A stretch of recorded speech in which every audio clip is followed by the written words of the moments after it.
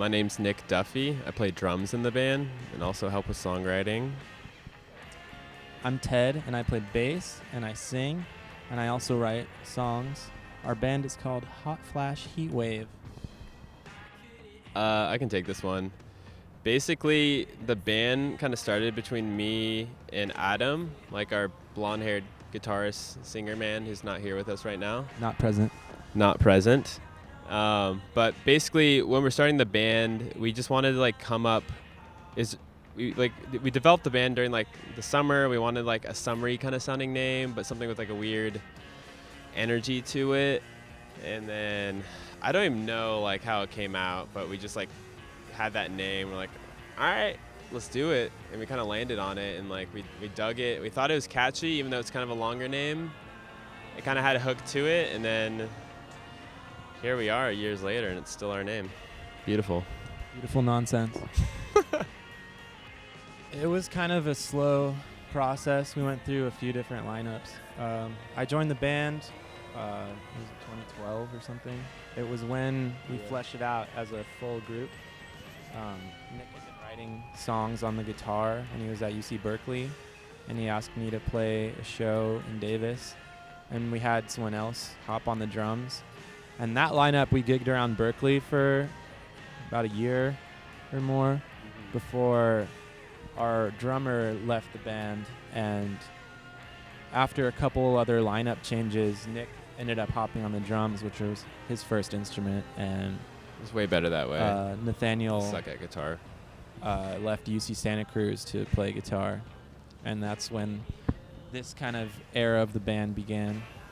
That was around, I think, 2014.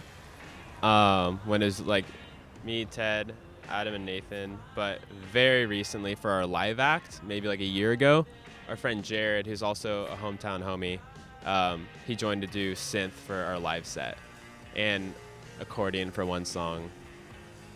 I love the accordion. Sneak peek. It's changed a little bit over time. When we wrote our first albums that are on Spotify, we were all living together in San Francisco, and some of those songs were pretty collaborative. It was still in the era when Nick was writing a lot of the guitar parts, and we would take his riffs and then flesh them out as full songs. And then more recently,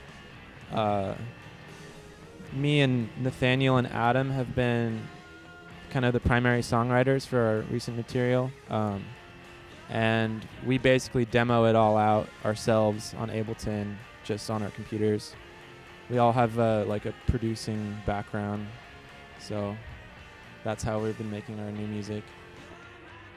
Too many to name, really. I think some of the formative ones were the drums and the Strokes, the Smiths.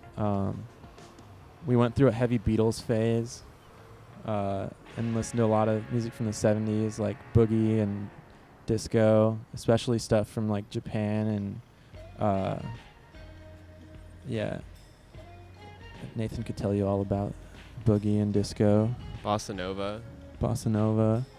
I really like a lot of modern acts like Kuko and Steve Lacy and The Internet, and Tyler the Creator's new stuff is really cool. And New Order. I mean, I think in some sense our first album was our take on the wave of garage rock that was kind of on its tail end when we released it. Ty Segall had a big impact on me for writing songs like Bye Bye Baby. But overall, it felt like also we kind of had a different sound than a lot of the contemporary bands out of the Bay. So I think we were also kind of doing our own thing. Definitely, we are all bringing influences from a wide range. I don't think any band member necessarily even could agree on a core influence. I think we're all over the place, and we take influence from a lot of different places. Usually it's just whoever wrote the lyrics and the melody sings the song. Actually, pretty much always. Yeah, it's just like Ted said, like our songwriting kind of evolved from me writing kind of a instrumental kind of skeleton of like some kind of guitar riffs and stuff, and then passing it off for vocals to be layered on top of it and constructing a song from it. Basically now, since these guys primarily write the song in full, and they end up singing on it, of course, just because they wrote the lyrics, the melody and everything, but we all kind of come together and tweak it in the rehearsal space to make it, ready for performance. But I don't think we've ever had a song where like someone wrote the melody and someone else sang it. I think it's whoever wrote the melody and whoever's like the primary songwriter is the primary singer on it. Yeah, I think, well, back when we released that album, we had a plan for a rollout of multiple albums worth of material. I think we had that was kind of a golden era of churning out songs. We had 45 songs written by the time we released that album, and then we ended up just trashing the rest of them basically. We have a huge catalog of old songs. People still ask us about this song High that we wrote back then, that we played once in a live session, and then on YouTube. It's on YouTube, and we're deep never down gonna in record YouTube. it. Yeah. Never ever. So sorry everyone. It'd be cool to record those B-sides eventually. Yeah. Flesh them out, but it probably wouldn't be a primary release that we put those old songs on. Maybe some of them could surface to be used. I don't know. Yeah, the whole releasing process takes a while. So, with this new EP that we've been working on, we've been continue to write new songs while we're waiting on these old albums to drop, and so we kind of just cut to where we're at currently as artists, like the three that I mentioned before. These are a collection of our what we felt were our strongest new material. So it's kind of a departure in sound. It's more bedroom pop, more produced, and kind of headier songs. So OIM was Geoff from OIM, who's the guy who produced Hot Fuss, the Killers album.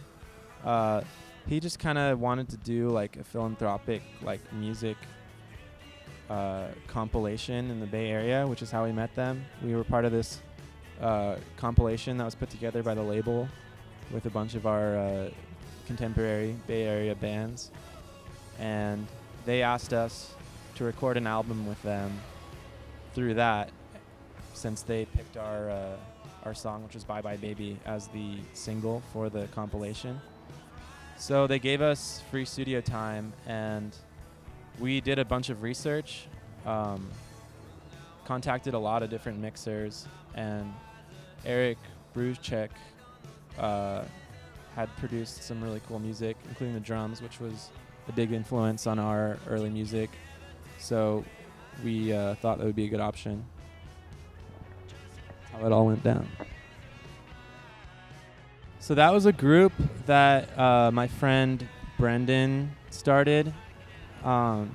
It's kind of a loose prompt, bi-monthly, chosen by one of the members, and then everyone in the following month would make a song based on the prompt and their response to it.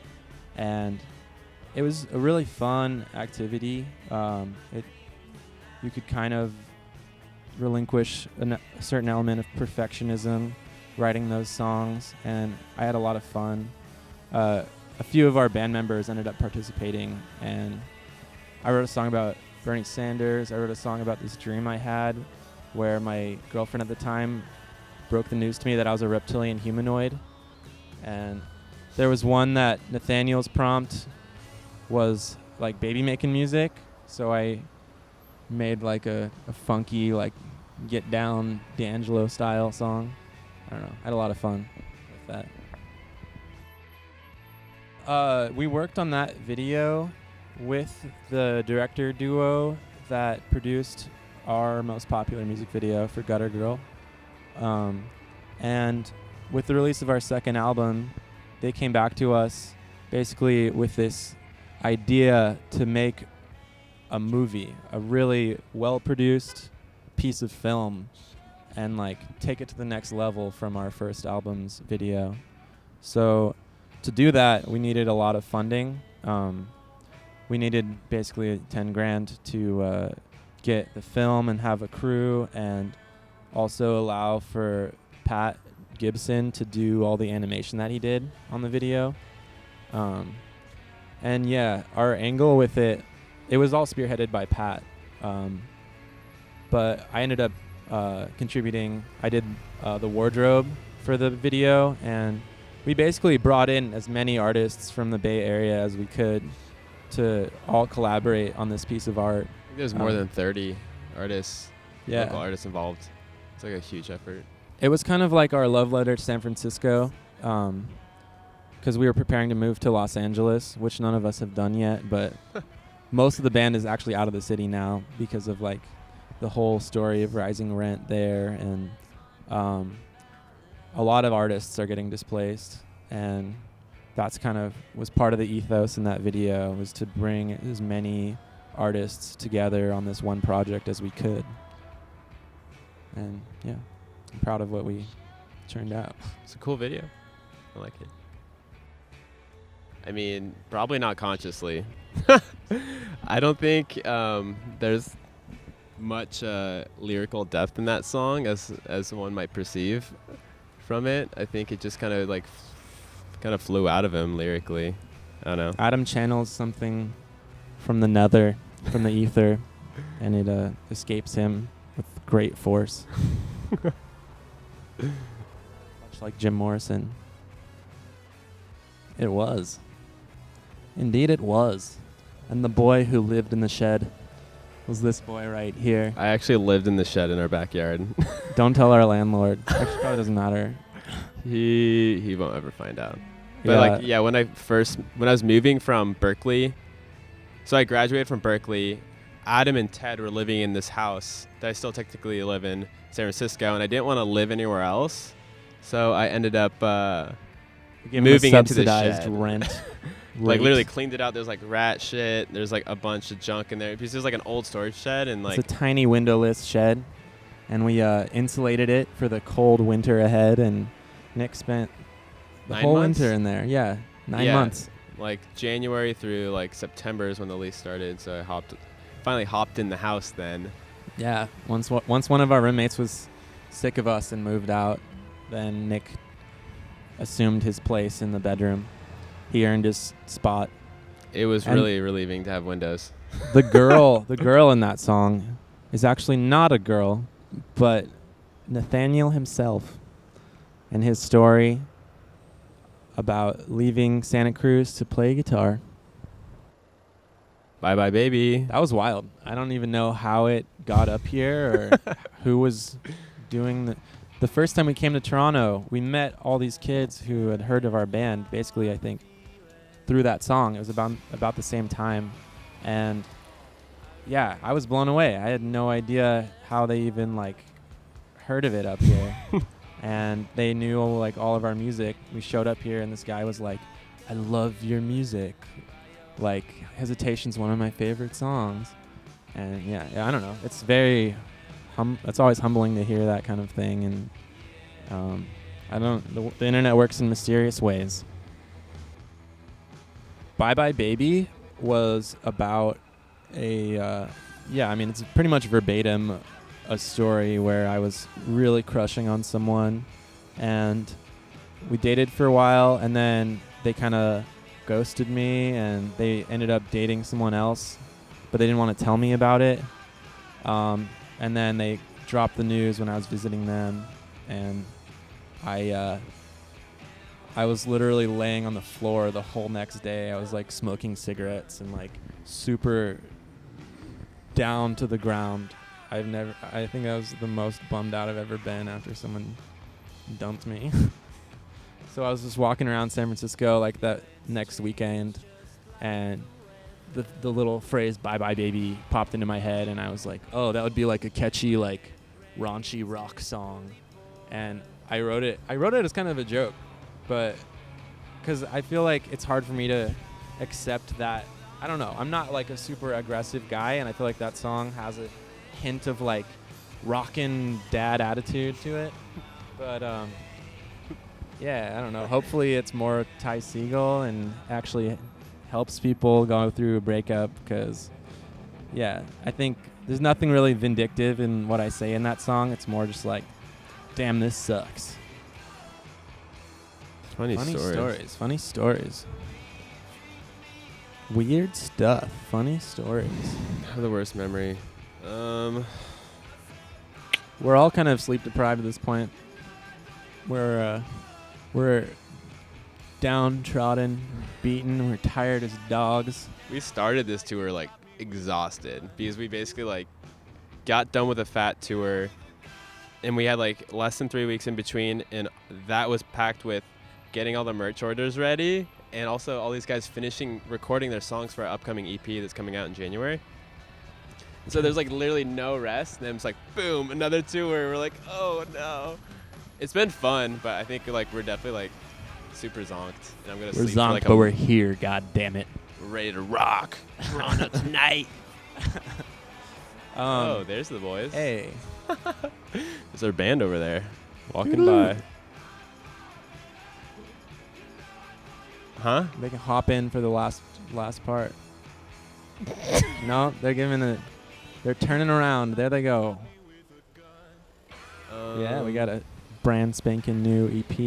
Can I look into the camera for this one? We got a new EP coming out.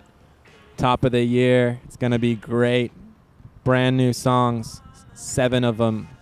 It's going to blow your socks off. Thank you. Thank you. Oh yeah. Hope you got some good shots of people walking by. Cars honking. A bunch of motorcyclists. Thanks for watching our interview. Thank you.